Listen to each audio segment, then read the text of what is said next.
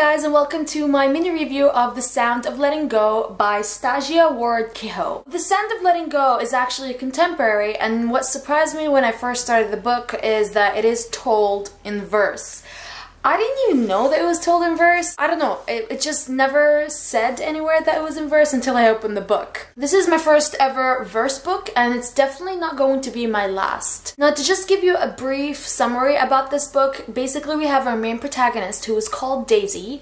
Her life at home is pretty much hell. She has her parents as well as her younger brother who's autistic, but lately he has become very violent and aggressive, and they basically have to tiptoe around him, and Daisy has to schedule her whole life, her whole plans around her brother and babysitting him and actually being at home. I actually really felt bad for Daisy and just how she's just a junior at high school and she shouldn't really be carrying all this weight around with her, the weight of her brother and not actually being able to live as a normal teenager. And I really liked the way that Stasia Kehoe wrote the whole book. I was always wary of verse books because I just didn't know how I would actually be engaged or the dialogue. I really like dialogue in my books, but there is dialogue here, not as much. It's more about Daisy and her way of thinking and just, you know, how she sees everything and her thoughts and emotions and so on. I have to point out that the synopsis is a bit misleading because from the synopsis it says that her parents decide to ship her brother Stephen off to an institution for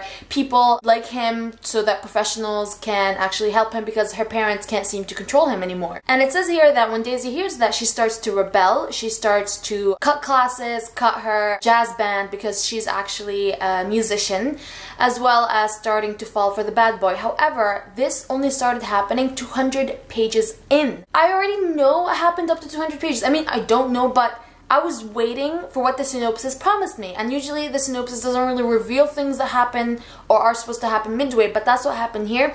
So I was a bit disappointed in that. Whoever wrote the synopsis kind of gave a bit too much about the whole book. But I really enjoyed it because I liked reading Daisy's thoughts and just how she dealt with her situation and what she was in. And I really liked how even though she felt suffocated in her family, she still loved her family, she still cared for her family and basically wasn't selfish. She wasn't selfish at all. Even though she questions a lot about what is the meaning of love and does she really love her brother or does she love him because he's her brother and she's obligated to, and just there's a lot of feelings in this book and I really liked it. So to end this, I just want to read you guys my favorite quote in the book.